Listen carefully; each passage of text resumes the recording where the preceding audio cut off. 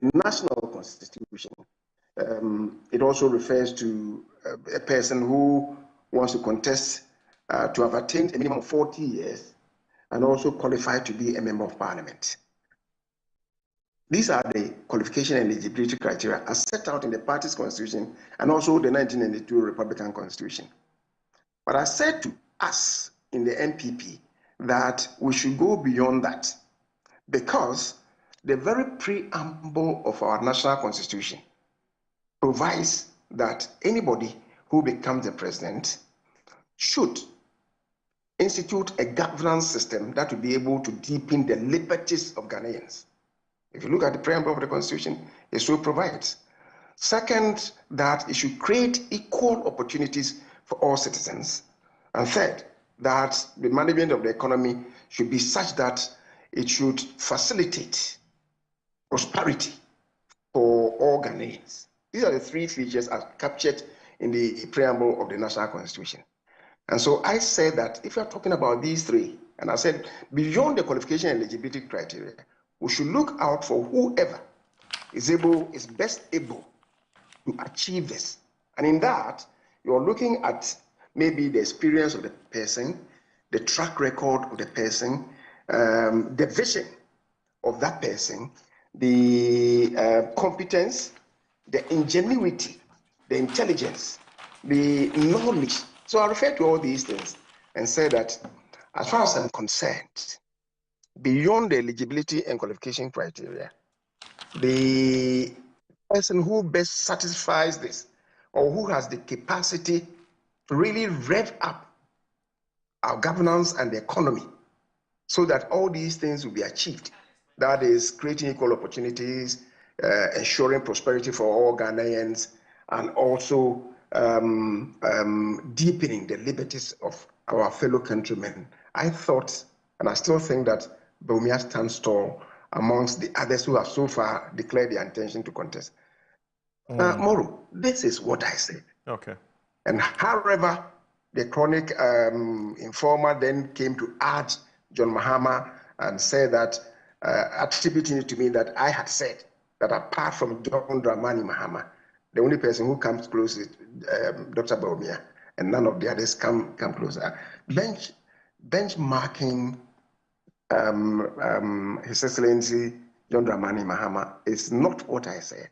And I believe Kwesi knew or had cause to know that that story was a palpable untruth. So to have, continued to offer that, and by that tear into me and suggest or infer that I was not sincere or candid in the pre-election campaign period is rather disturbing. And I thought Kwesi has the capability of rising above that. I thought that really is yellow journalism, and I didn't expect that from Kwesi. All right. Honorable, what I can tell you is that you are absolutely right. So we did two things. We had to go back to watch that interview you had with Evans Mensah on PM Express. Right. We watched it because that's what every responsible media house should do as part of the research. We watched it, and you didn't say that. In fact, you've actually just repeated exactly what you told Evans Mensah in that interview. That's number one. Number two, again, we had to take the Informer newspaper to read in greater detail exactly what the Informer had reported. Okay? Now, we noticed that the way the story was written in itself is a bit problematic. And if you're not careful, it is very easy for you to attribute certain quotes to certain people. It's just the way the story was structured. Right. I know the managing editor of the paper. Okay. He's a very meticulous guy. But I think that on this score, I don't know which of his reporters did the story, but I can understand why Mr. Kwesi Pratt slipped, on this one. So you see, you look at first, second, third, fourth, fifth paragraph, 6, 7, 8. All these, in fact, the ninth paragraph, all these ones are attributed to, and they're absolutely right. They're correct. Correct, because we watched the interview. Correct. Then the part about the Bawumia factor, right? The Bawumia factor. Now this is where the problem is. Chairman Sabonsu's admonition to party delegates aligns with an observation by political scientist Dr. Joshua Zato to the effect that one of the greatest assets of Dr. Mahmoud Bawumia is that the MPP can tap into, as far as the 2028 election is concerned, is his strong public image. So you see, this one is Zato expressing an opinion based on what you said. And then he goes and said, he also argued. So you see, this is still Zato, but it is very easy. It is. Right. If you don't take time, you might think this is Chairman Sabonsu talking. So this is what he says. He also argued that there is no politician that is more popular than him, aside President John Dramani Mahama, and that his qualities such as personal integrity, incorruptibility, intelligence, and humble character put him above the other standard-bearer hopefuls. This is still Zato talking, right? According to him, his foresight and technical knowledge, technical know-how in areas such as digitalization and the Ghana Card project place him ahead of other politicians. Now, this is the catch. This is the elephant in the room. Right. Take Mahama out of the picture. So basically, Mahama is in his own world. And there is no Ghanaian politician more intelligent, humbler, and more experienced than Bawumia. He's been in government for nearly 2 decades without a single proven corruption case against him. And then he goes again to talk about Christians. You know, he's beating Christians in many Christian majority areas and so on. But that's not really the subject or discussion now. So you see, if you look at the way the story was structured, my suspicion and my hunch is that perhaps when Kwesi Pras was reading it, he didn't take his time to look at who those quotes were attributed to. And because it's a Chairman Sabonsu story, I'm sure he had safely assumed that you were the one who was saying these other, you know, stuff that was contained in the story. Honorable, do you get where I'm coming from? Moro, I appreciate it. Aha, so that's where the problem is.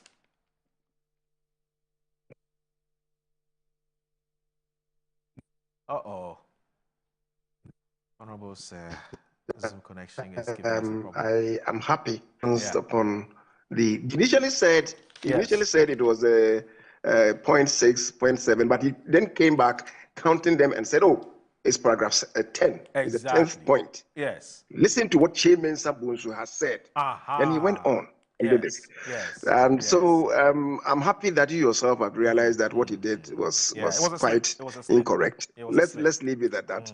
Because as I said, I've known Kwesi and for a very long while, and I don't want this to, you know, degenerate into any personal, banter.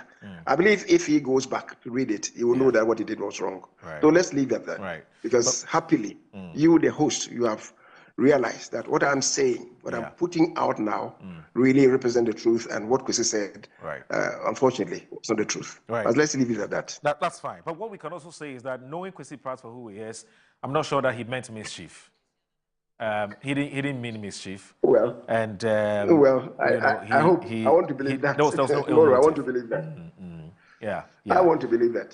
He quoted. But I think that Kwesi, the context was where the challenge. And occasionally, is.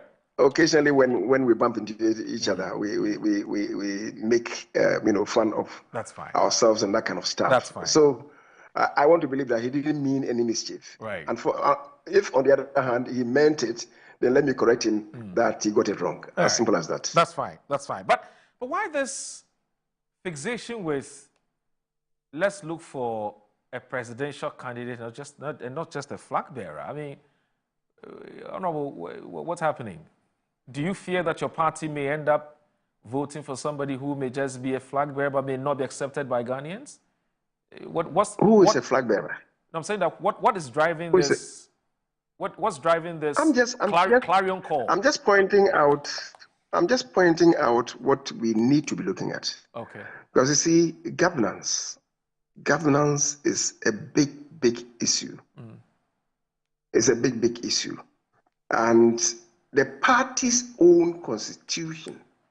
I'm sorry when I raised these matters, somebody came out again tearing at me saying that I cannot define who the presidential candidate of MPP should be.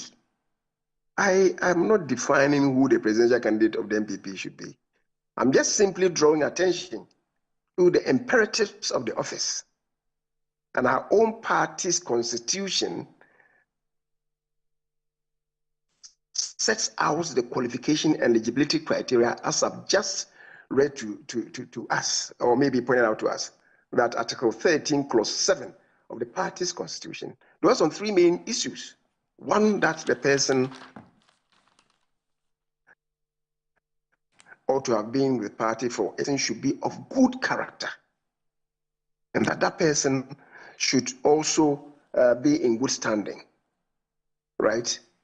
The national constitution's bit, again, I've stated. So I'm just saying, I'm just drawing attention to this, that every now and then people do not really watch it. So let's look at it. There are many people who are, I believe the party will be meeting tomorrow to make further determination on the conduct of the presidential elections and so on. But I'm just drawing attention that this is the party's constitution. So when I spoke about character, some people have taken it up as if it's directed at somebody.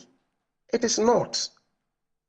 And he says that I cannot define the position, the character of, I cannot define who the presidential candidate of the MPP should be. It is not me defining. It is your party's constitution saying that these should be the signposts in looking for a presidential candidate. And as I said, the preamble of our national constitution, the NDC's manifesto, the most recent manifesto that they produced. And look at the manifesto, the title of the manifesto for MPP from, I will not go further back, but beginning 2016 with Akufo-Addo, right? The first one was creating equality opportunity, again from the constitution. Yeah. The second one was an agenda for jobs and prosperity, again from the constitution. Then NDC's constitution, manifesto, look at them. They all bear this message. So that person should have a vision. And in terms of governance, that person should have some experience in governance. The experience in governance doesn't necessarily mean that it should be with the executive. In the US, most of the presidents have been congressmen. Indeed, it's in Congress that governance is really even learned much more than at the executive level. Because at the executive level, we're only implementing what bills, what acts, and so on that Parliament might have passed in federal to the development agenda of the administration. So you see, when I talk about this, and fortunately, there are many people coming from Parliament who want to contest.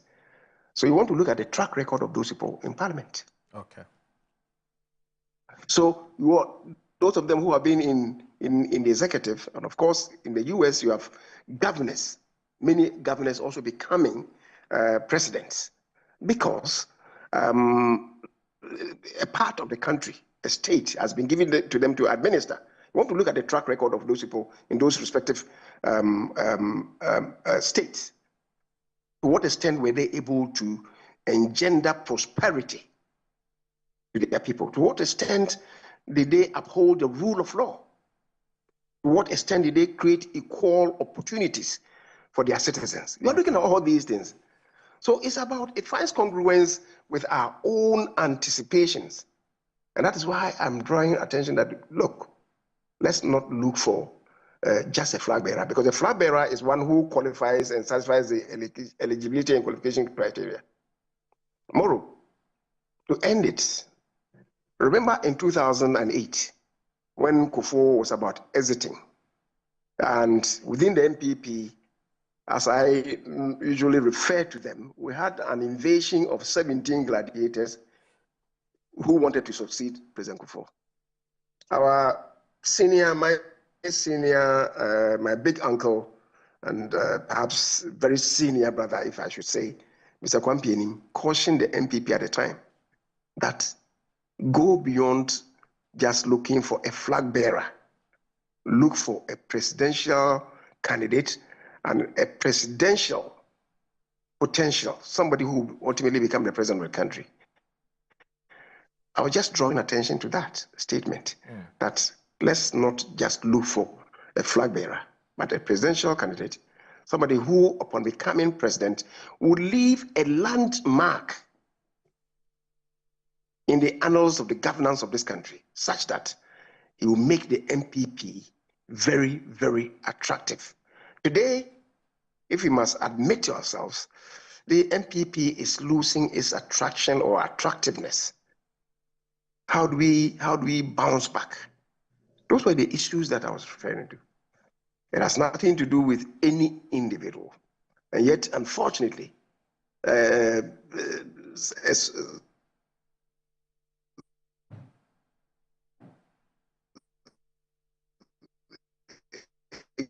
group of supporters of a particular person, the issues. And that will not, inure to the benefit of the party. Let's discuss issues, not personalities. Okay.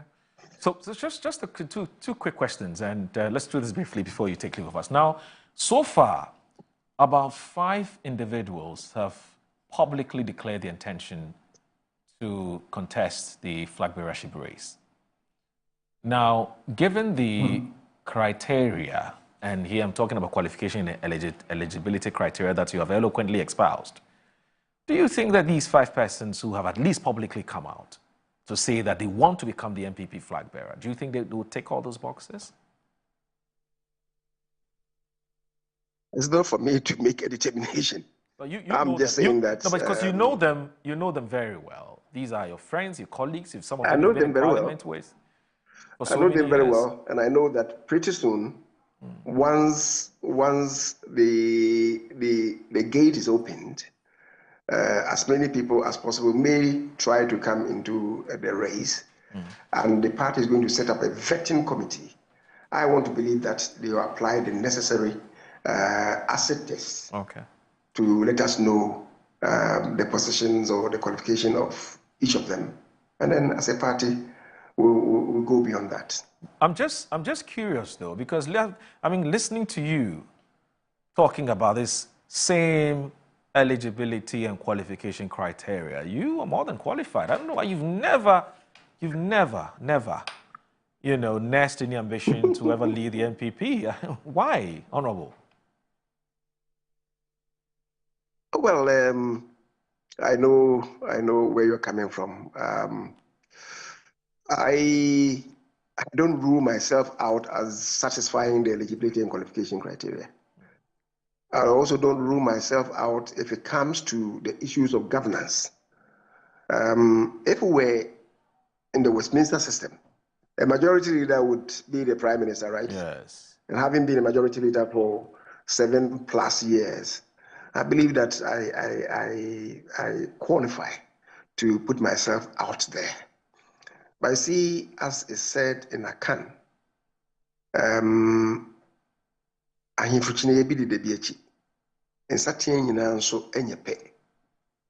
I would also go further to say that circumstances combine to produce leadership, right? Leaders emerge at different times. And so I would want us to look out for, beyond the qualification criteria and so on as I've listed, and also applying the national constitution. You also would have to look at the preparedness of the person and the general acceptability of that person by the populace. So you are looking at all these things. It's a combined kind of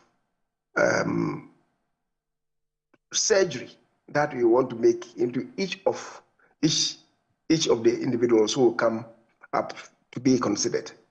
And I think, and I want to believe that the best person would stand out. People know me. I have said that I don't know whoever will be coming.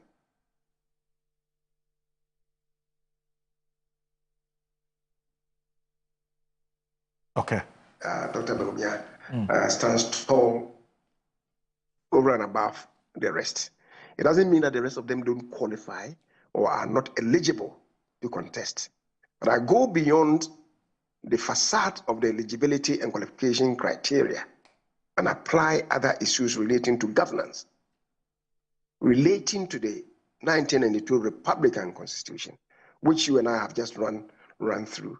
And that's why I'm saying that if you apply those other yardsticks, then he stands tall. However, I will not close the door because the whistle hasn't gone yet. You want to hear the whistle go and also look at some other people who may come in.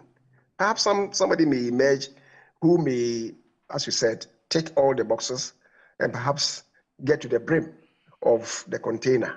Let's stand by to look at whoever may be joining the race officially. For now, what the people have done is a mere declaration of intent, right? When the whistle is blown, we get to know who will be coming, who will pick the forms, and so on and so forth. And at the close of the day, we'll be in a better position to make a bolder pronouncement. So what I get from what you're saying is that we shouldn't rule out the possibility of declaring your intention as well at some point. Nobody should totally rule it out. Well, God's will will prevail, and I believe the best will emerge victorious. I want to believe that the best would or should emerge victorious, so that the job will be easier for us as a party. Your admirers and fans and family are very excited this morning because at least they've heard something they've been waiting for far too long to hear you say that, look, it is possible. Everything is possible under the sun. Yes, yes. Everything is possible under the sun. Okay. But for now, I've pitched camp. But let me just a quick one. Is there the remotest possibility that if you ever decided that you would not contest the flag bearership race, you would accept an offer to partner, say, a Dr. Mahmoud Bamia or a Kennedy Japon or a Dr. Brani Champon, any of the other persons, if they win? Would you consider that? I'm a politician. And a politician can change and unchange. We are not there yet. We have not even gotten to know who the flag bearer is going to be, who our presidential candidate is going to be. Let's get there first, and we'll see what happens. Okay. Way back, I took a position. Let's see whoever emerges, because sometimes some of the supporters would want to engage in some discourse which may have the potential of dividing our ranks.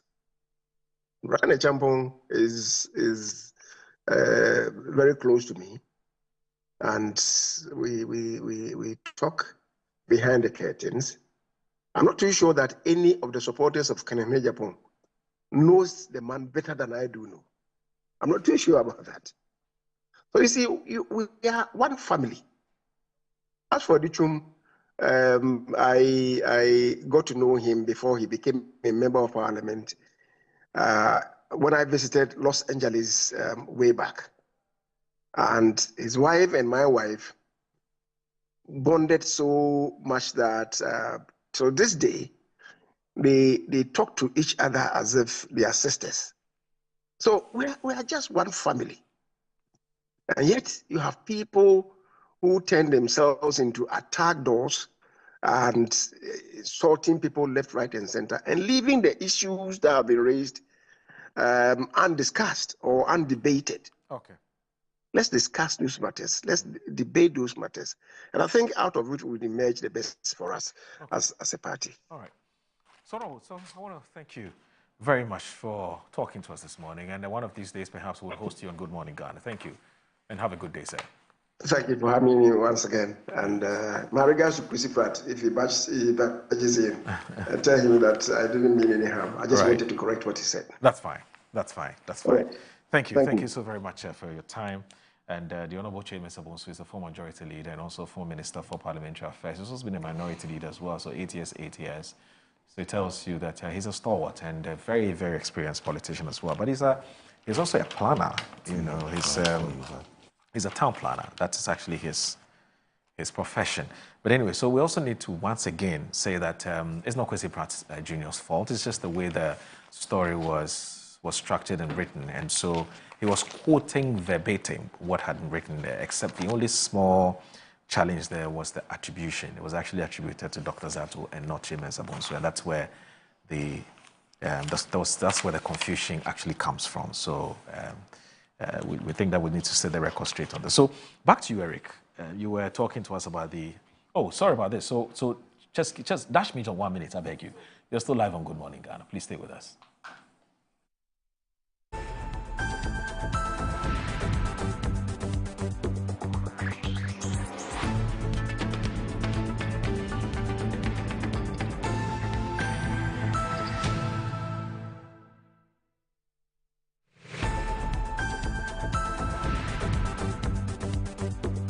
Yes, next.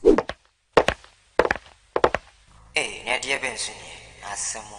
Me didn't tum. Mr. Freddy Calico, just call me cockroach. Now, Mr. Freddy once now. Hey, that's a new. Improve car. Yeah. Captain Mosquito, double the accent.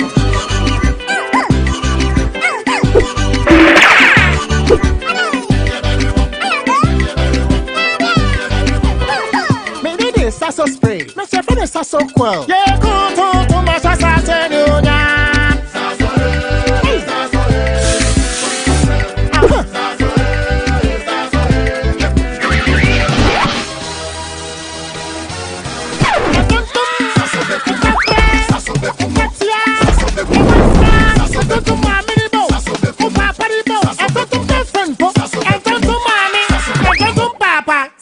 Come tum preko.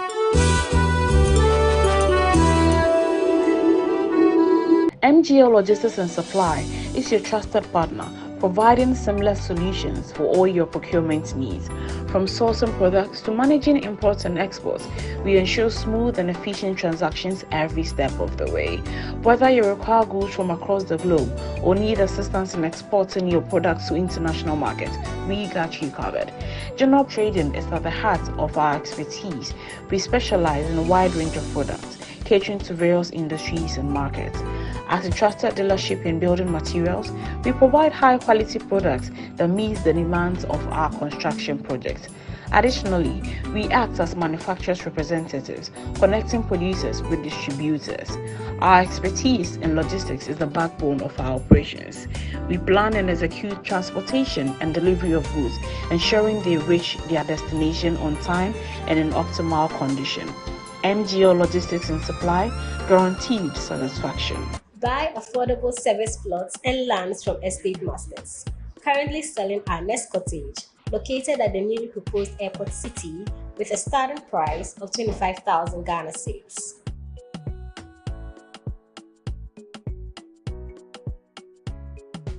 We also have Palm Hills, located at Pamfukuro in the Gomwa East District, also with a starting price of 15,000 Ghana cedis.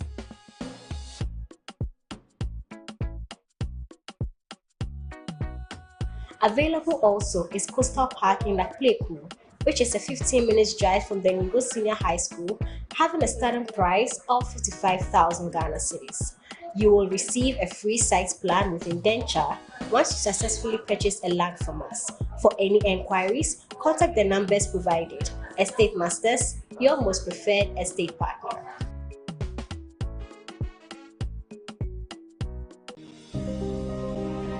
A home is more than just walls and a roof. It's the warmth of family, the assurance of security, and the joy of shared moments. Whether you're returning from abroad or seeking a new beginning, Rehoboth Havens Ayimensa is where your journey truly begins. Nestled beneath the tranquil Ebri Mountains, this gated community offers the perfect blend of modern living and natural beauty. Our 2 3 and 4 bedroom homes are designed for family living with spacious interiors, elegant finishes, and all the comforts that make life better. From cozy living rooms for bonding to modern kitchens for culinary creativity and private gardens for peaceful reflection, every space is thoughtfully crafted. At Rehoboth Havens, your children play safely, your family grows joyfully, and your memories are built on a foundation of care and community. Starting from 675,000 Ghana cedis with flexible installment plans, your dream home is within reach because everyone deserves a place to truly call home. Rehoboth Havens, where futures are built and dreams come to life. Call us on 0553 751933 or 0206 823524 to secure your future today. Rehoboth Social Housing, your housing dream becomes reality. Pay right, borehole drilling. Hey, a Japan reject for Abama and show some ye dewa. Pay reject a darumanti, if ye be a money shoe, ain't it so young crankre, a jumaku, in swan sorry, namope and should did you may be a dear. Make out for pay reject the amount, any pay reject, Wama quadari our boho drilling, water purification, any bibiada a fat in shoe, netie, pay reject in Kwane boho drilling company, wotu so mawa. Sound super a brano, eba besha sending sonity, and sayo, woman sounds with the Shishasu Kokra, a Gunoswa, Yedeba Bo Amosika Sem Piano Alcoye. Hey, won't pay way now per day. With them, call them now. Flying, I was 0240 217253 0240 217253. Pay right GH, since so young Quadia, any ye maunqua. I'm very sorry.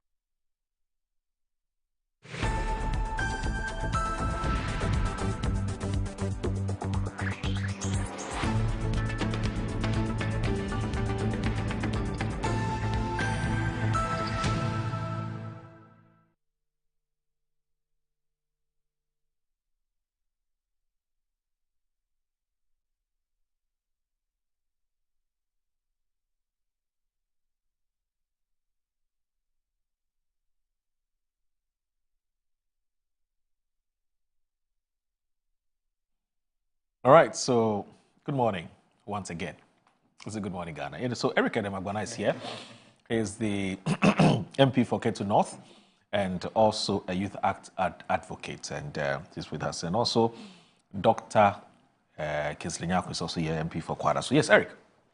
Yes. You want to wrap up on the scholarship? Well, let me thank the veteran, the Honorable Baseche Mensah-Bonsu, for his insights. You know, coincidentally, before he came on, I was telling you that I admire his appreciation of the law. Yeah. And I was even surprised to find out that he was not a lawyer because he knows the Constitution right from A to Z. Yeah. And so see how he's been able to put this discussion in the constitutional perspective or context. And I appreciate his angle as well. Yes, we should be able to communicate the spirit of inclusion, but like I said, maybe not in a way that seeks to draw a balance, because again, that will also create some discrimination of a sort. So we appreciate his insight. I thank him so much for that education. Moro, to conclude on the scholarship bill, okay, I think it's about time all of us come together and rally public support for this bill. Okay. Like I said, scholarship since 1960, the Scholarship Secretariat has operated under the presidency without any legislative backing. And so the administration of scholarship was solely at the discretion of those who were managing the Scholarship Secretariat. Okay. But we cannot do things anyhow and expect to get the results that we want. As we speak today, we owe over 700 million Ghana cedis in scholarships alone. Wow. For scholarships awarded last year because people were given scholarships for political reasons and at the time, the Secretariat had no funds for them. As we speak, there are many students. There's a particular university where I'm told over 200 Ghanaian students are likely to be sacked. They will be dismissed because of the inability of government to pay or to honor our scholarship obligations to them. So, Moro, we need to provide this legislation in order to regulate the administration of scholarships.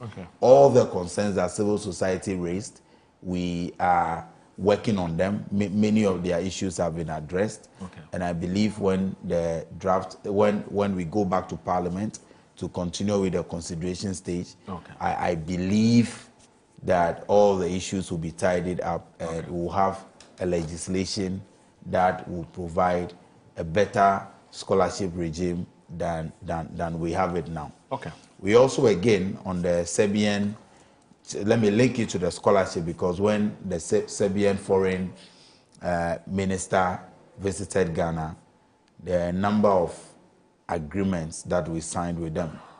We signed agreements on tourism, agri, and other sectors. But one of the very exciting things about his visit is that they have decided to increase the number of the scholarships, the Serbian government scholarships to Ghanaian students to 30. So every year, at least 30 Ghanaian students will be funded by the Serbian government. From what number? Yes. How many was it? So in the past, they were quite limited. Quite limited. Now they have decided to do 30. And that is very significant.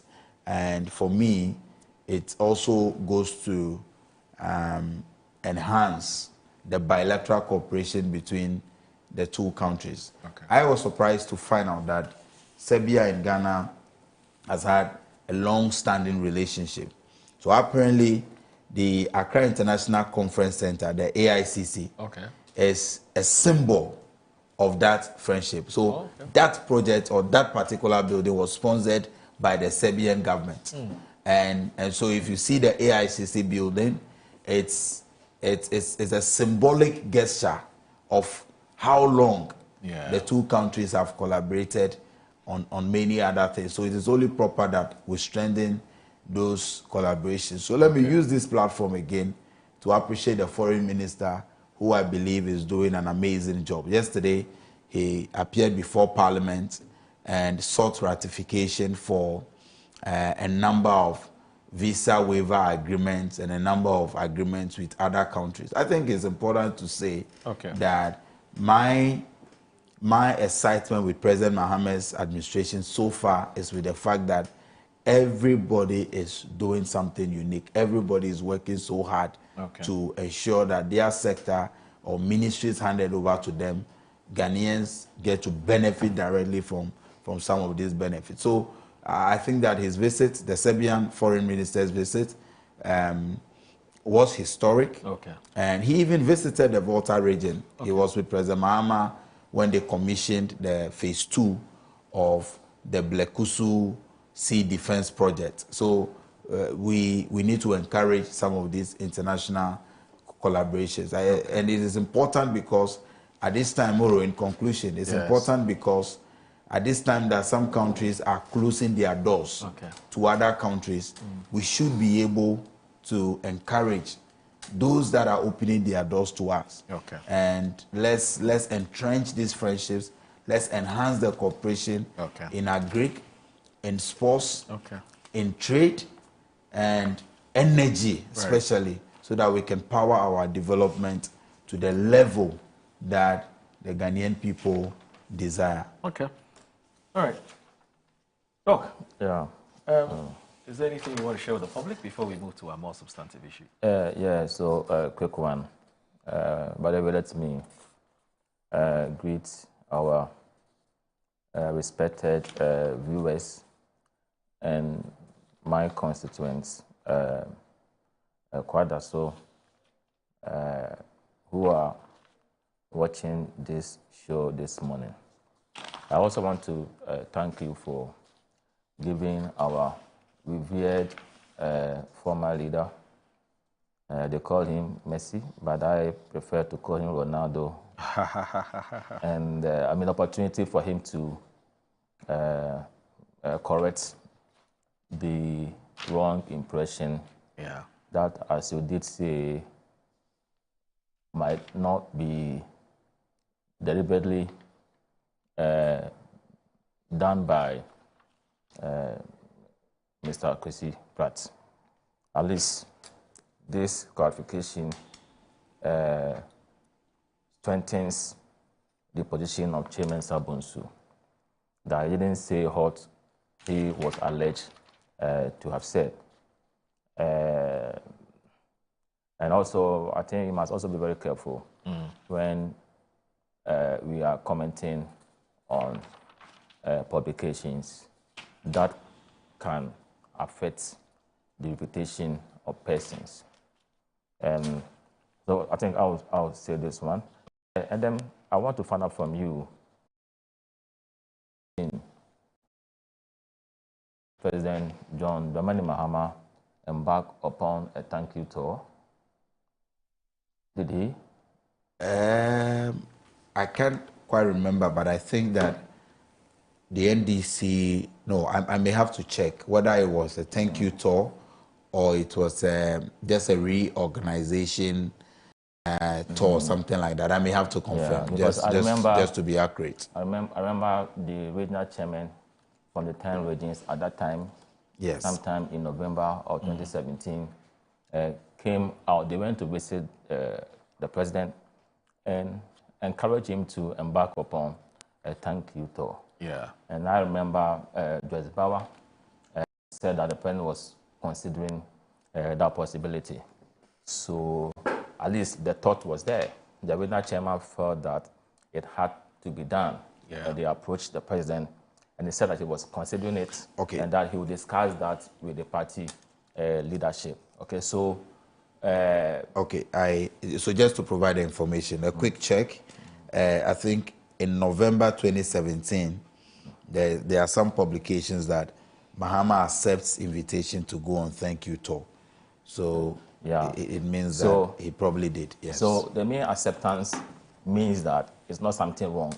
But Kwesi Pratt tried to suggest that Bamia and NPP embarking upon a thank you tour after losing an election is a misnomer, it's wrong, you know what I mean? No, he didn't say that. Oh, I mean, I heard him say that. No, he didn't say why that. do you embark upon a thank you tour when you lost an election? I heard that one. What I rather heard him say was that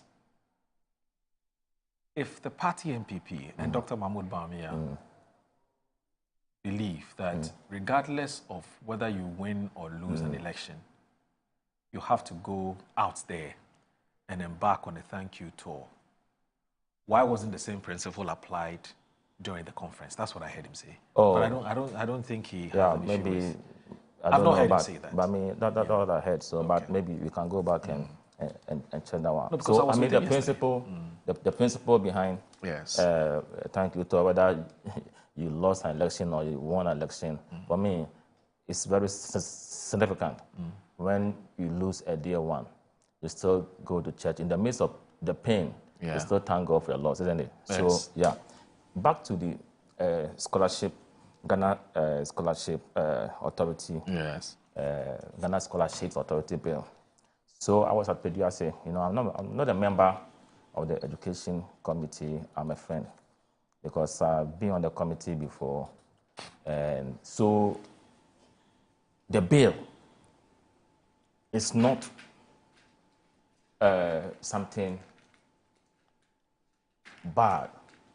At least the idea is to streamline scholarships in the country, okay, and to have that authority to oversee that, to ensure transparency, to ensure fairness, to ensure that those who deserve the scholarships, you know, get them.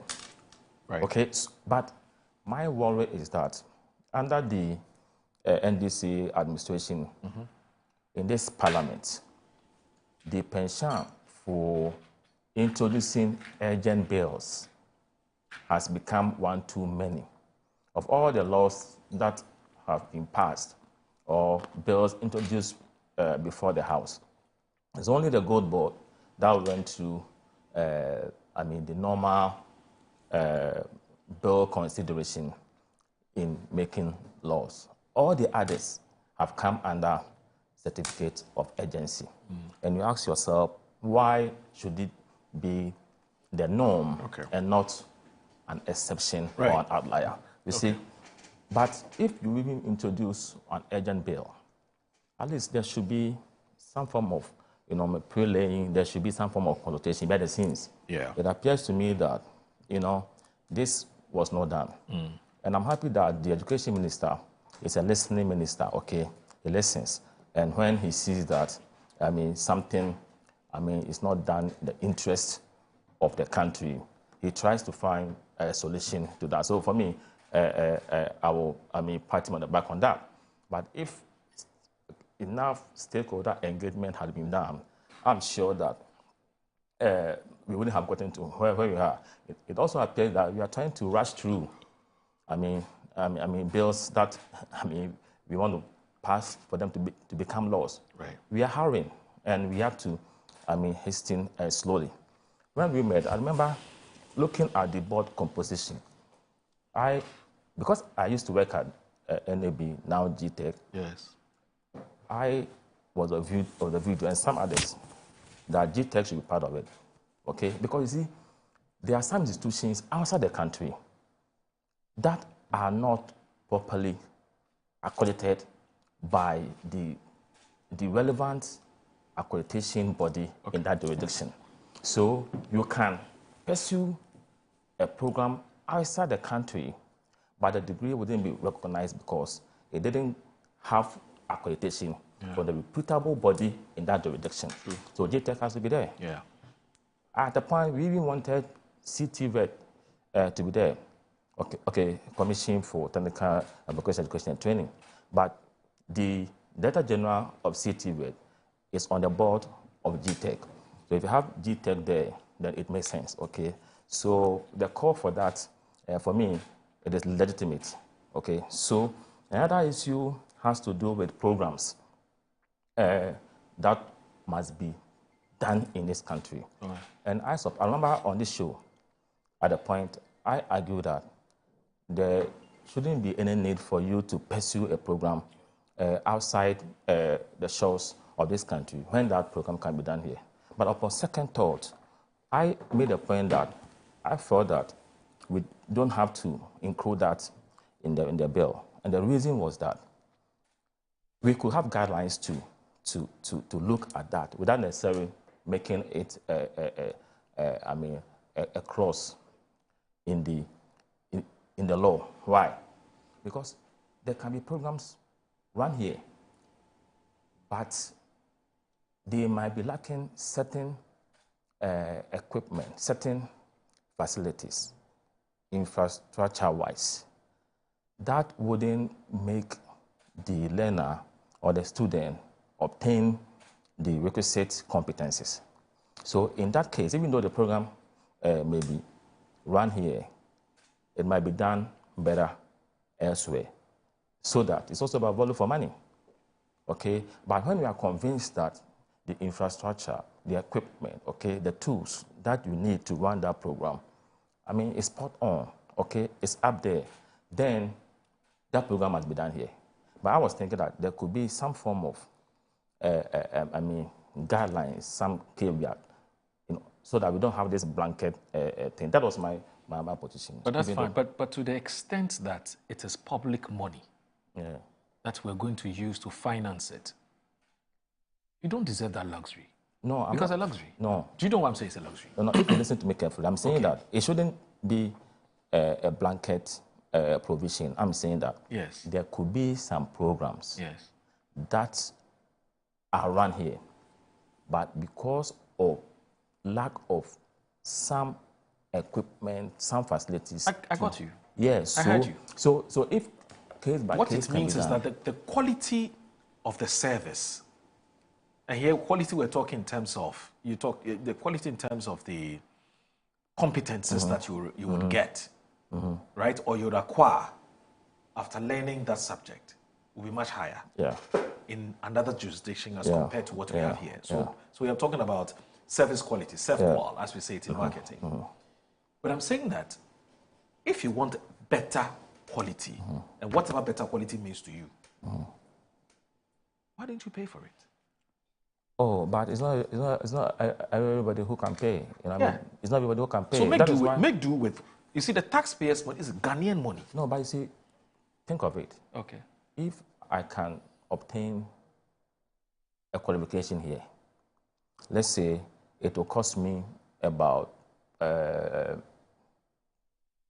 let's say, 1 million cedis. Okay. But I can do that program elsewhere. That will cost me about 1.5 million cedis. Yes. But quality-wise, facility-wise, yes, competency, skills, will be better over there. Yes. Which one do you prefer? Even though you pay more, the quality itself will let you go for where? Because it's not only education. I don't disagree with you. Yeah, okay. So I don't disagree with you. Yeah. As in, go for what is better. Go for what is better. But I'm saying that if we're saying it as a country, we don't have sufficient resources. We also want to get as many people as possible to whose education. We want to fund as many people as possible to go to acquire higher education, right? You say University of Ghana Legon teaches marketing, right? Where I went to school, Roehampton University, the quality of tuition obviously is a bit because of the facilities, even the environment and the kinds of people you meet and so on, no problem. But if you want those additional benefits, I'm saying, why don't you pay for it? If the additional benefits... So we're not saying those additional benefits are bad, but we don't have the money as Ghanaians to pay for you to acquire those additional benefits. If the additional benefits, yes, okay, will inure to our benefits. Okay. Why don't you pay for it? Why shouldn't if it can be proven yes, that the seeker is not financially competent, yeah, but that knowledge will help the country. Why not? Fantastic. Yeah, you have a point. But I mean, it's something that we need to debate. Look into. And also, as we speak, the scholarships that are awarded to our compatriots, is all as decentralized. They are. Yes. So if you look at the bill, it is supposed to be administered in the districts. Now the scholarship is provided at a district. So if it is at a district, it benefits anybody who lives in the district, regardless of where they were born. So what is this regional balance then that the bill is seeking to achieve? If what you're saying is anything to do by. I don't know where the regional balance is coming from. Because maybe you heard Eric, what he said. Maybe when they read them on district basis. That is what the bill. You're saying, it already exists. As we speak now, yes, scholarships are awarded at the districts. Yes, and the bill also captures same. But if others are talking about regional balance, yes, I don't know. It's an entirely different conversation. So, okay. So in this case, if I may come in, sure. respectfully. No, please. So, with the current structure, it's just about the administration of the scholarship at the district level. Oh, okay. So there is nothing that says, for example, each district should do this particular number. Right. So it is possible that a particular district can give out, say, 100 scholarships. Oh, okay. And a particular district so the regional balance has to do with quota allocation. That is what the proposal was proposing. That's what I was saying, that it's problematic. Yeah, that's what I'm saying. That this is that's why. So I said it is part of the proposal from civil society. There's not what is contained in the in the bill. Because I remember even at Peduase. Yes. Some of the clauses had district and region. Region, and yes. even argue that. Exactly. Region should be taken off so that it aligns with what is being done right now. With what the structure is, which is at the district, yes. For example, in Kwadaso, if scholarships are awarded, there are some who are Ashantis, there are some who are Kwaus, there are some who are Mampusi or whatever, tribes, yes. and they are there, Exactly. and they are qualified Exactly. to receive, To access it. yes, Exactly. when they so qualify, you know what I mean. So I don't see. For me, the bottom line is that. So that's why I had a problem with the regional balance. Yeah. The bottom line is that decentralization is a different conversation. Yeah, the bottom line is that this bill, it is at the constitution stage now. Okay. When it is done, after the input from the stakeholders, okay, we do the third reading and it's passed. I'm hoping that it will meet the objective of the bill. Okay. That should be transparent. Okay. It should be devoid of cornism. Okay. It should be devoid of party constitution and all that. Okay. Some of these things, it is difficult to admit them. Right. But we should do our best to ensure that it is meritorious. Okay. Okay. Right. Those who merit them, get them. But Moro, okay. Again, we should not think that, you see, for this country to develop, we must receive education, quality one as such. But if we are targeted and we invest on persons with talents, okay, and unravel those talents, we don't need the over 30 million Ghanaians to make this country prosperous. Okay. We can get maybe 3 or 4 persons okay, with the needed competencies, all right, skills and knowledge, okay, aptitude to be able to navigate us from our economic quagmire or doldrums. Okay, so we need to, so I'm urging upon the Minister for Education. The previous administration embarked upon, talent and gifted education intervention. Right. We should focus on that. Okay. And unravel and unearth those children. Okay, with specialized skills and knowledge, and help them to lead our education advancement. When I was studying in Germany, I realized that they had certain well-designed program that targets brilliant children. Okay. And these are children who came up with notable, noteworthy breakthroughs that have helped those countries. So it's not like everybody, but we need to be very careful. We don't award scholarships to everybody. All right. Okay. That's you fine. You only have to be selective in terms of workable criteria to be able to achieve that. All right. So we're going to take a short break, and when we return, there's an issue which appears to be it's a storm that is brewing, and I'm sure you can relate very easily because your party has just passed a motion for that to happen, and it's also beginning. A similar thing is happening in the NDC. But before I do that, let me just do this quickly before we take a breather now. Happy birthday to an exceptional friend and brilliant mind, Dr. Fred Jonathan Ezieme. Your dedication to neuroscience and neurology at the Royal College of Surgeons in Ireland is truly inspiring. On this special day, may you be celebrated not only for your achievement, but also for your kind heart.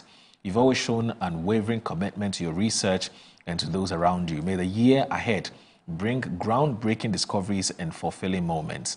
And that's coming from Vanessa Udoto. I hope I got the pronunciation of your surname correctly. Yes, Vanessa, our own Vanessa here at Metro TV. So happy birthday to you, Dr. Fred Jonathan Ezieme. And it's coming from Vanessa Udoto. I hope I got that correctly. It's Edutum. Okay, right. Edutum. Yes, I've just been corrected. It's Edutum. Yes, Vanessa Edutum. Sorry about that. You know, you didn't teach me that thing well. Anyway, so yes, there's quite a number of other birthday dedications, but I'll do that. Sorry, don't forget. Media review. Media, yes. We'll look at it. We'll look at it. Anyway, so please stay with us. This is Good Morning, Ghana. Don't forget Kalesu's birthday. Right back.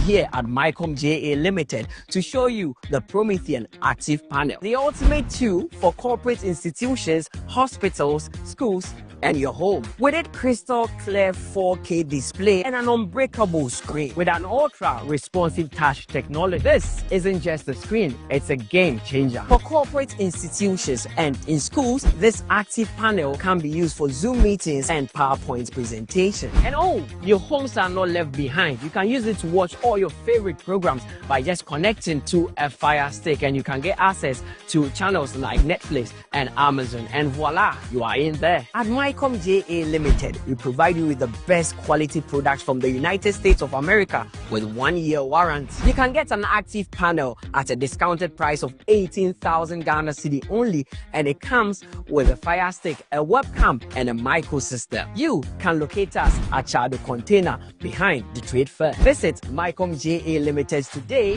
and elevate your tech.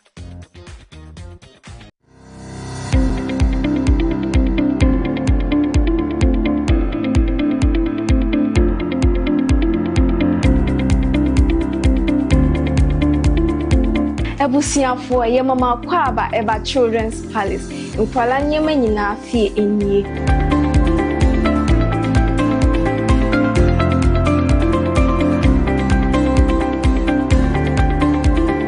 Yonkwala ntade mani mema nyina ntare nyina wase. Yonkwala shoes, yonkwala aduane, yonkwala wipes, yonkwala diapers, yonkwala toys, baby cot. In fact, bibia opama o manyina obenye bi wase.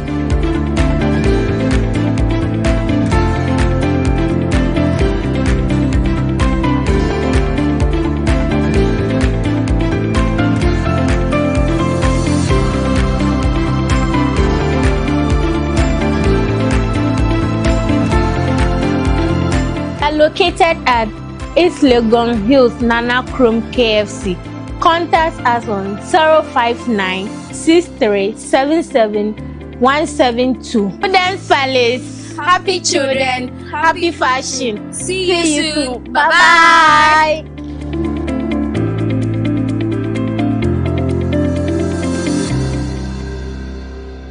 Wabedum time aso. Hey, Jay. Watch it, na learning. Missy, watch and learn. Makwaya mabesisia. Abozege. Akache say no ya konate and the more drink woman. Hey. But I didn't Oh, sorry. She knew her old dish. Eji. Dabio, baby wom. Ready? Hey, baby wom. Ah, Eji. I'll cause some discomfort.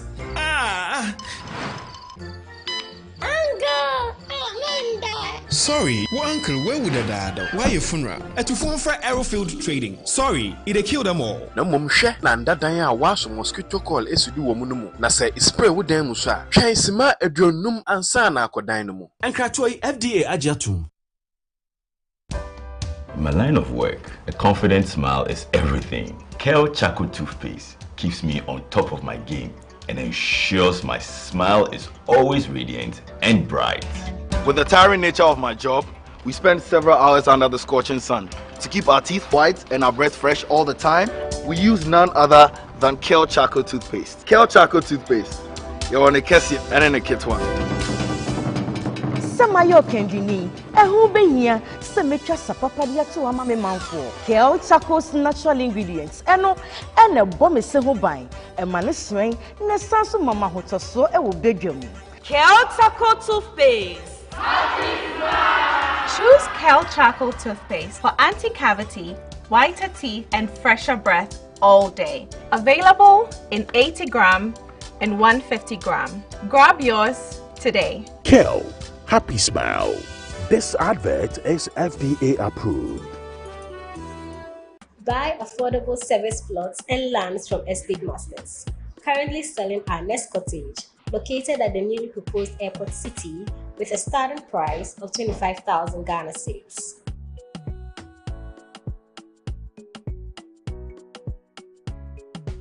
We also have Palm Hills, located at Panfukro in the Gomwa East District, also with a starting price of 15,000 Ghana cedis.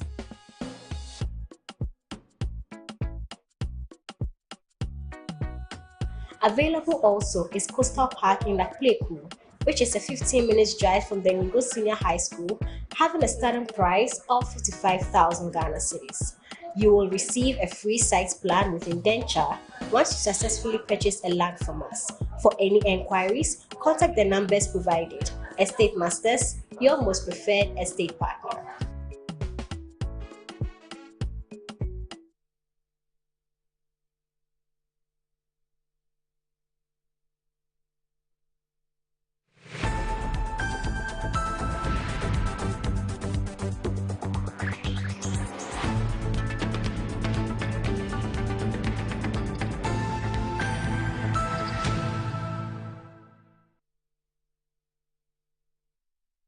Morning, Ghana on Metro Television. I'm here with Ms. Dr. Kinsley Nyako, MP for Kwadaso, and also the MP for K2 North, that's Eric Edemagbana. So, Eric, there's an issue which is brewing in your party. And first of all, are you a member of the party's NEC, that is National Executive No Committee? more. I used to be. Oh, you used to be? I used to be a okay, member of, okay.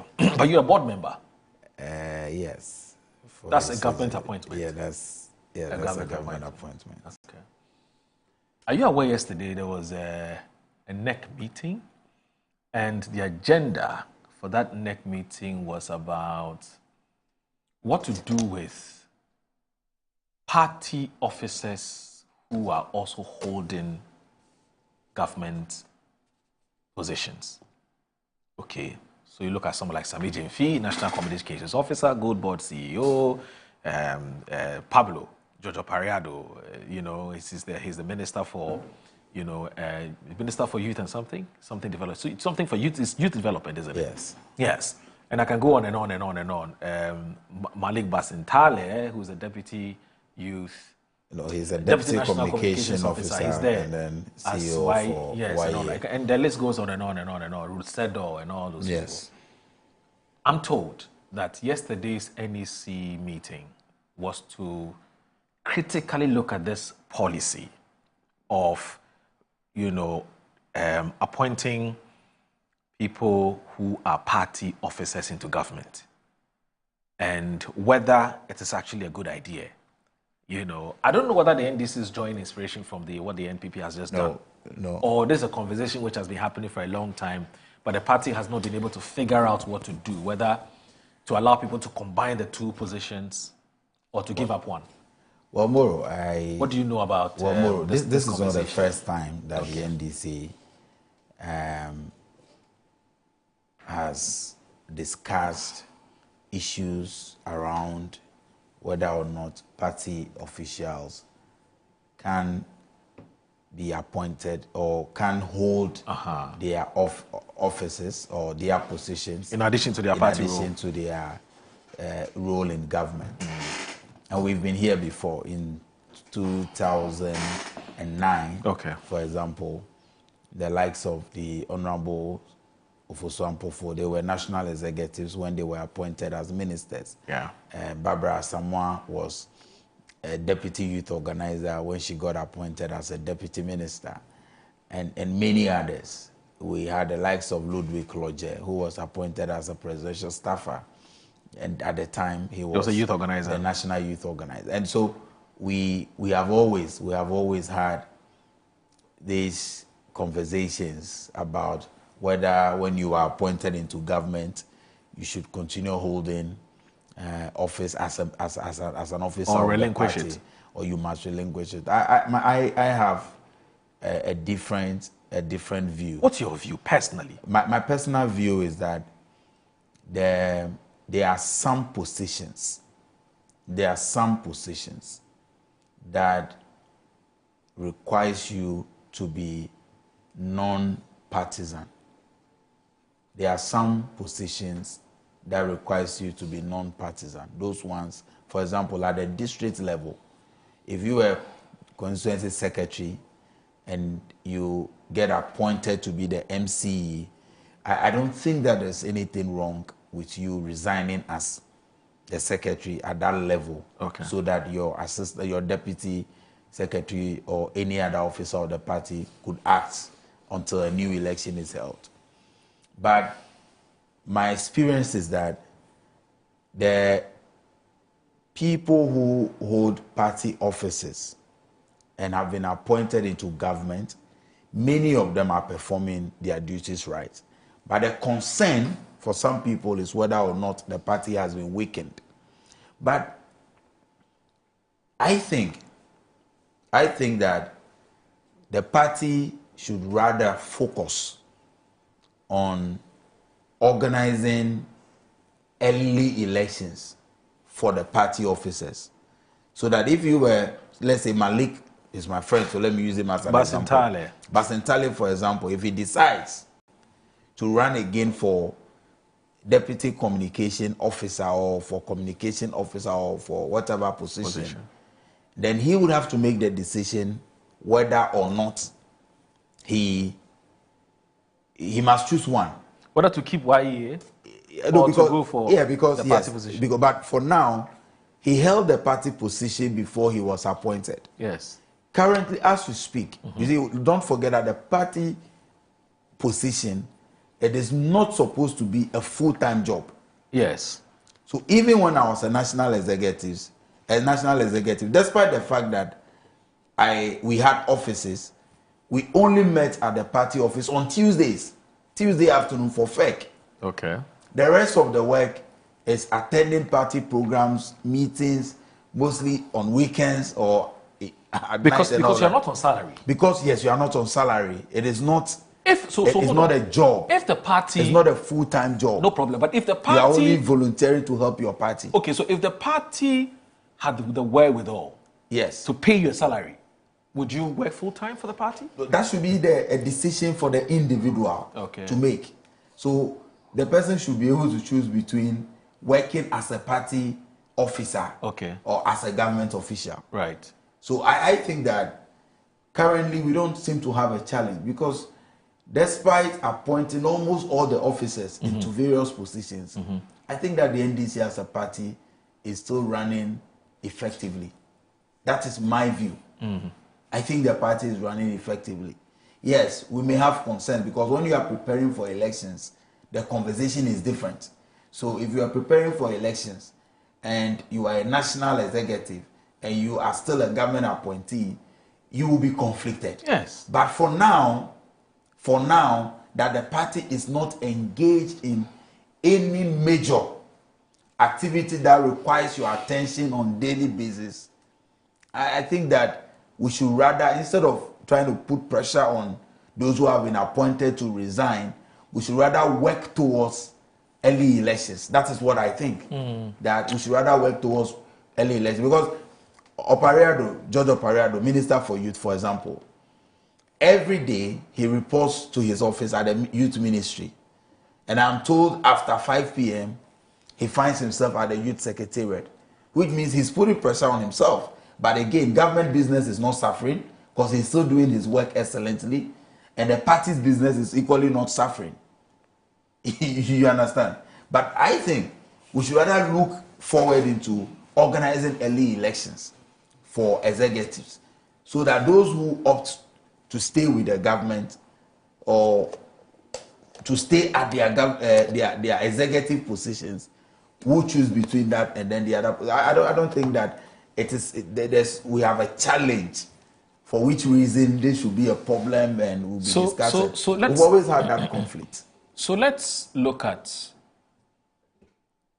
a practical scenario. Yes. So Sami Jemfi is the national communications officer of the party. He's still doing his work. Now, if there's a party decision, who communicates it? The General Secretary? So the NDC structure, the General Secretary speaks for the party, the party's position. So his per the organogram. Per the organogram, we have a chairperson. Yes. You have a General Secretary who is the Chief Executive Officer of the party. The position of Communication Officer, you basically communicate the party decisions or the party position on issues. Right. And that is why if you observe how our structure works, on major issues like electoral reforms and the NDC's position on any national issue the letter is either signed by the General Secretary or the National Chairman, depending on the nature of the decision, the nature of the decision or the communication. We have communication officers across the country. We have communication officers in all constituencies. Are you aware some of those communications officers have also been absorbed into I understand, yes. agencies? Some and so have on. been appointed into agencies and all of that. But like I'm saying, for as long as the party's business is not affected by the appointment, and government business is also not suffering by these appointments, I think they should be allowed to keep their positions until a new election is organized. Because the main task of the political party is to mobilize towards elections. And the party only gets busy, the activities only get packed towards the main election. I understand we need to start planning, but like I said, it is not an everyday job. Yeah, I know. Where you are reporting to the party office on daily basis. So I think that they should be allowed to keep their positions, both in the party and in government, until a new election is organized. After a new election is organized, that nobody should make an excuse for people who prefer to keep their executive or their positions in government alongside that of the party. I also know that a number of our officers have opted to stay without appointment so that they can focus on running the party. I am told that the likes of Yamin, I'm told he's so focused on the work of the party, he's moving about, making sure that the party works across the constituencies, across the regions.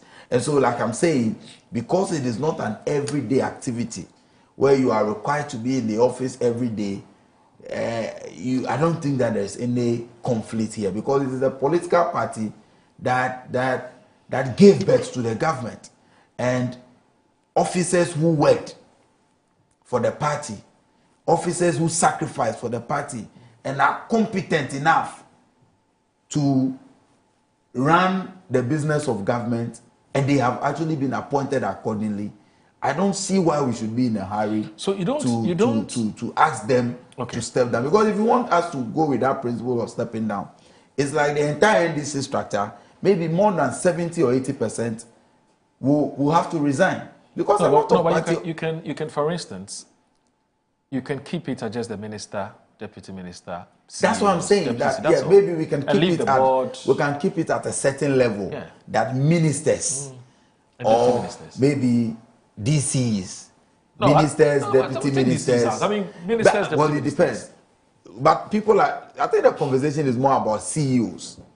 That's where my disagreement comes in, because all our party, Eric, I don't know, but why would you want to even keep two positions? No, when there are other competent people who can do the other. Anyway, but let me bring in Doc. No, it's a political, before he comes, it's a political party. In political organization, like I said, the structure is different from running a corporate organization, street corporate organization. So you can't say because Hannah Bisiu has been appointed to Minerals Development Fund, she cannot perform her duty as women's organizer. The only thing is that she's under pressure because weekends, where maybe she's expected to rest, she still does that. She will move on to the constituencies. Why do you want to put your appointees through this? No, these appointees, they held a political position before giving birth to the government. Okay. And based on their competence, they have been appointed into government.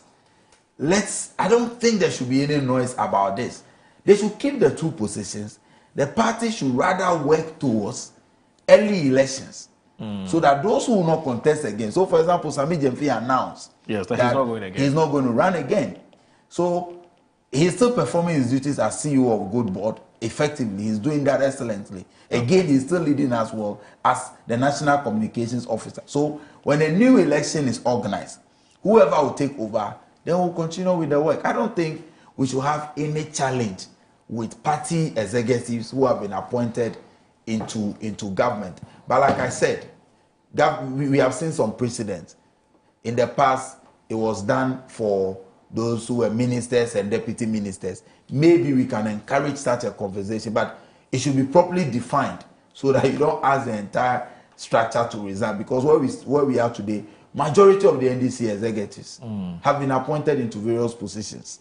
So I think that they should be allowed to keep their positions. All right. That is my view, Doc, personal view. I would have thought that party business must be done separately and distinctly from government business, because government business is government business, and it is not easy. Okay? So that you don't have a situation where you are not sure where exactly your allegiances lie. Are you serving party or you're serving Ghanaians, as saying? You know what I mean? And I'm really looking at the health implication of serving in government and also serving party people. So I don't know. I know it's a very tricky, subject. But for instance, Professor Ali Nachia, was the tax expert, and also a lawyer. I mean, he just sent me a message. He says, look, he's wondering, don't the appointment or don't the party officers have their deputies who can act, instead of insisting that you want to keep the two positions? No, in some instances, just to provide the information, in some instances, both the substantive and the deputies have been appointed. Yes. You understand? So take, for example, the youth organizer position. George Opariado, the national youth organizer, is the minister for youth development and empowerment. Then his deputies, Osman Ayariga and Ruth Sedo, have been appointed to National Youth Authority and the National Service Authority, respectively, as deputies. So all the three in that command. Take women's wing as well, for example. Take communication wing. Sami Jemfi has been appointed. Malik Basintali has been appointed. So you have only Akogan, who is running the unit now, effectively, I must say. Then, so I think that some of the departments, everybody in there has been handed something. I think they should be allowed to keep their positions. Their focus is on the national development, is on the national assignment given them, because the party does not really have any urgent business now. When we are done with our internal reorganization and elections, then new people can take over. So your party's constitution must be very clear. This is what the MPP has done, I think, in one of the motions. And I think to cure this mischief, one of the things that the MPP has done is to say that once you hold a party position and you are being appointed, relinquish it. Moro, so... Do you get it? That's one of the motions that you passed. Yeah, I wouldn't dwell much on this. You said the NDC, the NEC? Yes, NEC. Yeah, they held on this matter meeting yesterday, yes. And I'm told in the next few months, there'll be another meeting, because the regions have been asked to do their own consultations, extensive indeed, and bring and submit their reports, and then NEC will take a decision. Probably they have seen that the current, the status quo is not right. So I'll leave it to them. And Adam has sought to defend the status quo. But we went to conference, University of Ghana Sports Stadium, our annual national delegates conference, and we have amended Article 7 clause 10, and I think 9 clause 7. That was motion number 10. That if you hold any executive position and you get an appointment when you are in government to any position, you need to give away the party position. Yes. And the reason is that you need to give way to other persons who are competent because you see, it's not you, the individual, who can do the job and do it well. The others who might even do it better than you, but you got opportunity. So now, our new constitution is saying that you relinquish that portfolio for somebody to assume that position. That person will have more time, will have more energy, there wouldn't be any divided loyalty and all that. For me, that is the reason that was assigned to the amendment of these articles in our constitution. And I will support that. Let's see how this new development will add positively to our restructuring and reorganization effort. I mean, the committee received memoranda, proposals to inform our amendment of the Constitution. So they thought it wise that this is the way to go. And the delegate conference also adopted that.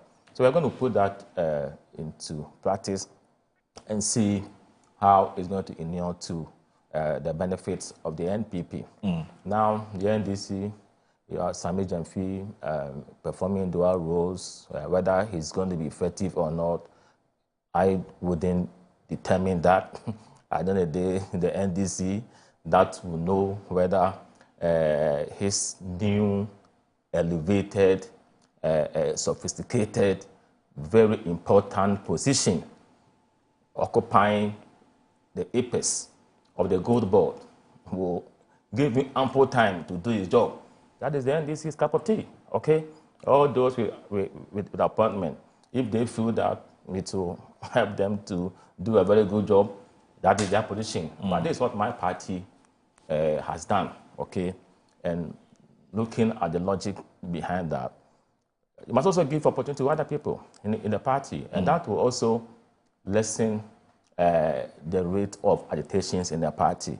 Because some of these things, if you're not careful, it will lead to animosity, bickering, and all that. I suspect that, on the wrong though, that the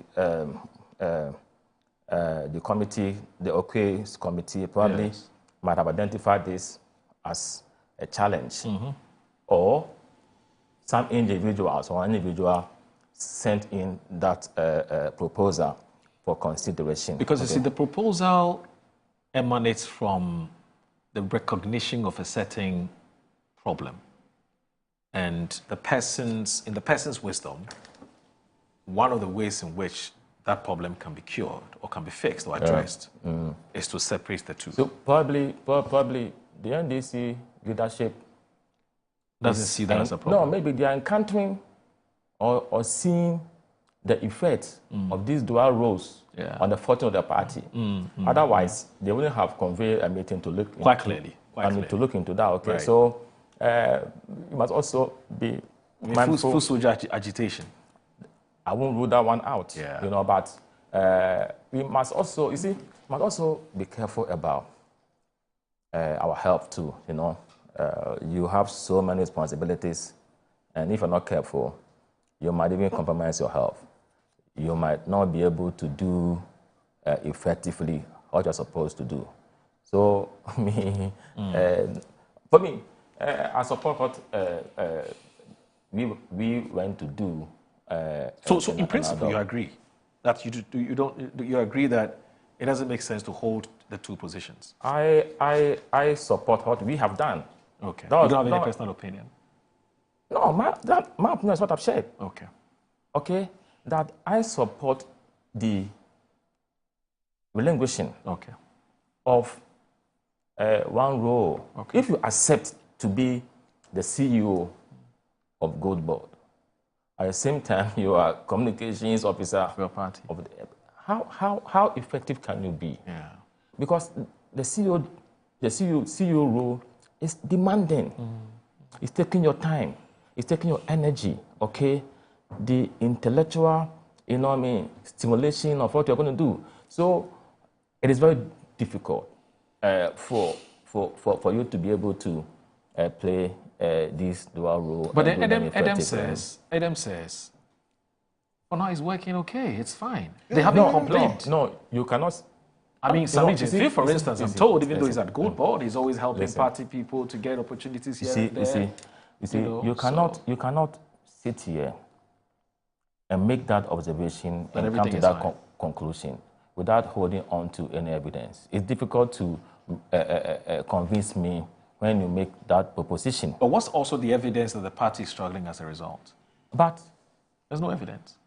There's no evidence that the party, is struggling because people are holding dual positions. I'm saying that for the NDC to summon convey this meeting that meeting tells you that there's an issue.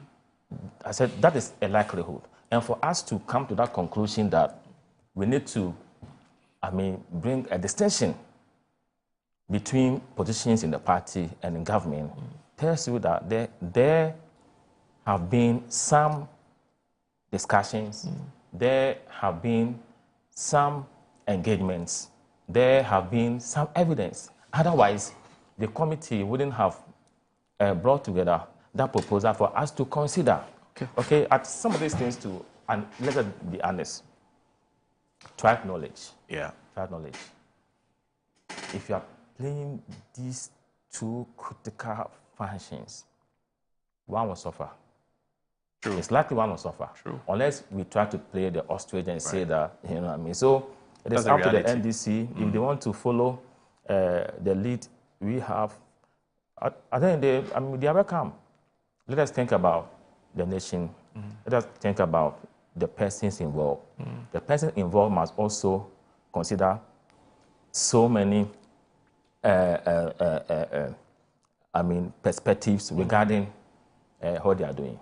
Okay, so this will be my take on that. Yeah. So now the US media, are you aware? Which one today? Yeah. In fact, I was just. Unfortunately, we have. There's no unfortunately in this. We have to the Minister for Finance is appearing before us. I think at midday today, and we expect to see in the budget review some of the policy initiatives they outline in the budget statement for this year. Yeah. The anchor in the budget lies mostly on certain key policy interventions. One is the big push. Okay? Yes. 2 is the 24-hour economy. 3 is the Ajumara. Yes. 4 is the Women Development Bank and others. The NDC told us that with a big push, that is focusing largely on infrastructural provision and development in this country. They are earmarking, I think, $10 billion US. Okay?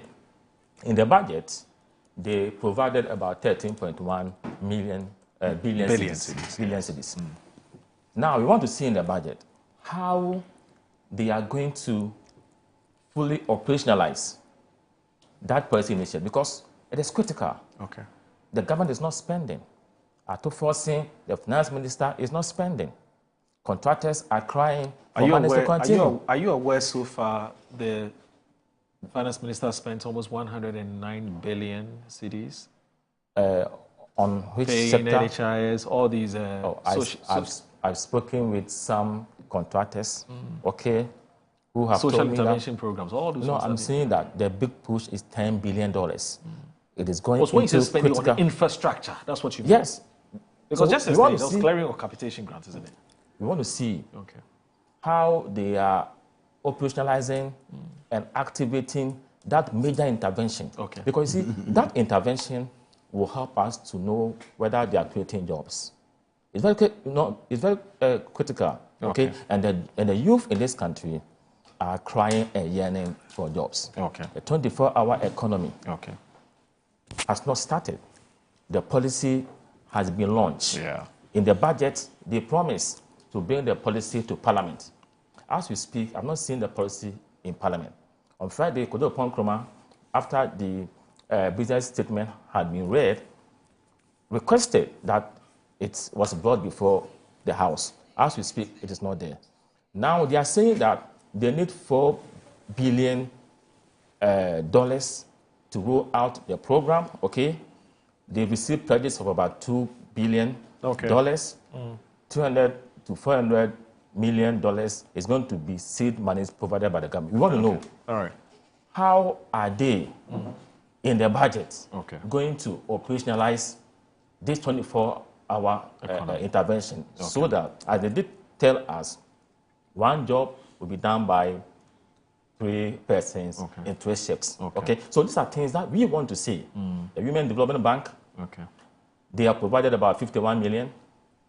How far have they gone with that intervention? Right. Because you see, all these, when they are fully and well done, will help us to know how this government is going to perform. How are they going to reduce the cost of living? It is true that inflation is taking a nosedive. It is true that somehow, the city, they are saying is stabilized. You go to Bank of Ghana, they give you about 10 point something. You go to the black market, it is so these are more than that. Yes. So we want to see how the reduction or the improvements on the macro economic indicators is affecting our living standard, because you cannot tell me that inflation is coming down when price of goods and services are going up. You expect a positive correlation. That's fine. You don't expect a negative or inverse relationship between these two indicators. So we want to see all these things. How are they creating jobs? How are they ensuring that the living conditions of Ghanaians are improving? Because cost of living is going down and all that. I'll let him come in, I'll let him come in. But Atufosin, my very good friend, should give us hope today. Because as we speak, I don't see any hope from the NDC in the past 7 months. Atufosin, please, my good friend, give us hope today. Let us see that you are up to the task and that President Mahama is not going to disappoint us as he did during his first leadership. Thanks. Please, do me this big favor of just 3 minutes. Just 3 minutes. So, Moro, I think that all of us as members of parliament and the good people of Ghana are waiting patiently for the Honorable Dr. Atufosin as he presents the mid-year budget review to Parliament later today. I have no modicum of doubt that we will hear only good news in this year's budget. I know that the NDC government, the government under the leadership of President John Dramani Mahama, and the Finance Ministry under the leadership of Dr. Atufosin will not introduce any new taxes in today's budget. I know. I know that Dr. Atufosin will make some bold pronouncements on some of the issues that Doc has raised, the big push, Women Development Bank, and other social interventions. I know that the budget contains only good news. Moro, it is a fact that the economy as we have it today is better than what we inherited. We inherited a very challenging economy, an economy that had unsustainable debt levels, but today that has been corrected. An economy that inflation was skyrocketing, but today inflation has been on a downward trend. Today, prices of goods and services have come down. In fact, when you go to the market, iron rods, prices of rice, and many other consumables, the prices have come down. So the economy is better today than we inherited. But it can only get better. But I can assure you that today, Dr. Atufosin will not only present us with figures, but he will present us with hope going into the future. But Moro, in conclusion, let me address this issue of not spending. You can't say that the government is not spending. We are spending. The only difference between our spending and spending under the NPP is that they chose to spend recklessly. We are spending on the right things. As we speak, capitation grant has been paid in full. As we speak, over 1 billion Ghana cedis has been spent on free SHS. That is why you are not hearing any noise. Yes, 1 billion. That's why you are not hearing any noise about feeding challenges in our senior high schools. As we speak, Moro, National Health Insurance Scheme, Get Fund, all of these statutory funds, we have paid, they have been paid. Right. And so we are spending, but we are spending on the right things. The fiscal discipline is what is making those who were indisciplined and reckless in government assume that we are not spending. All right. But we are spending. Thank you very much, Adam, and thank you very much, Doc, for your time. And let me say happy birthday to you, Egypt Kudoto, an aide to former aide to the former Transport Minister Jifa Ativo. He's also the vice chairman of the Volta Regional. Vice chairman of the Volta Regional DC. Yes, as well. Egypt Kudoto. Happy the most birthday. Humble human being. He's a fantastic chap. Anyway, so thanks for watching Good Morning Ghana.